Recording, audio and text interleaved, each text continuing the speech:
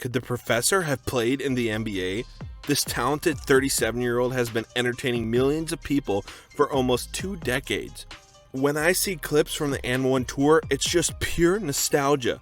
I loved AND1 so much, I even had a signed pair of shoes from streetball legend Hot Sauce. But the professor was definitely my favorite. The incredible passes and the amazing crossover moves mesmerized me. I used to pretend I was the professor in my own driveway as a kid. Did this hero from my childhood miss his chance at the NBA? Or did he even have a real chance at the NBA? Well, that's exactly what we plan on finding out. The professor attended Minari High School. He couldn't get any playing time, as seeing he was only 5 feet tall and 100 pounds. In frustration, he transferred to nearby Salem Academy, hoping to get some playing time. It was there we first saw his upside and potential. He made all-state honors. Unfortunately, he was not given any college offers in high school.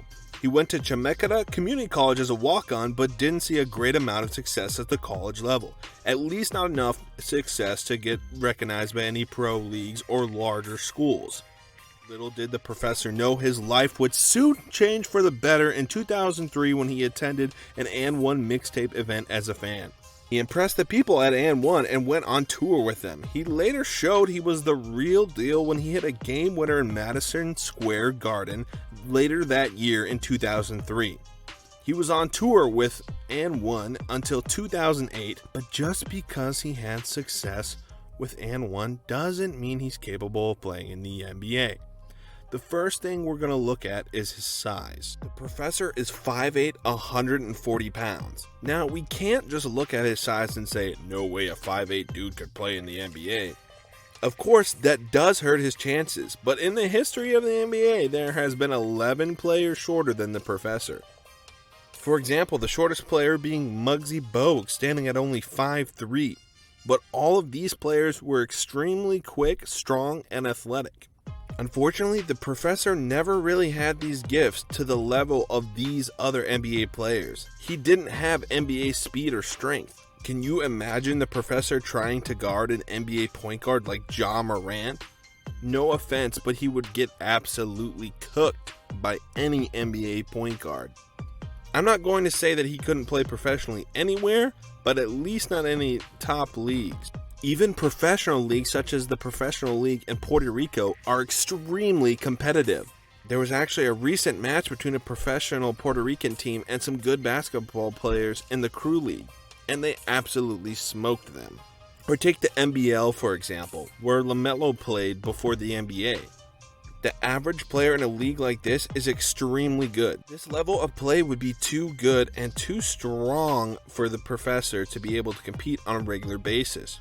You may think the average player height in a league like this may not be as tall as the NBA, but that's really not the case. The average player height in the NBL is 6'4", so the professor wouldn't be getting rid of the height problem by going to one of these highly competitive leagues. Of course, I'm not saying the professor is a bad basketball player. He would absolutely destroy me or most likely any of you watching this. There's just a larger talent gap between us normal people and NBA talent. I think Brian Scalabrine explained this best when people tried to trash talk him. He said, "I'm closer in talent to MJ than you are to me, but you do the best with what you have." And that's exactly what the professor has done. With all that being said, if the professor would have been taller and stronger, I can definitely see him being a Jason Williams type of player. The professor has found a way to entertain millions while making a very comfortable living, all without having to play for a professional team. He's an entertainer and a really good basketball player, but let's not get his level mixed up with that of an NBA athlete. That would be extremely disrespectful to them.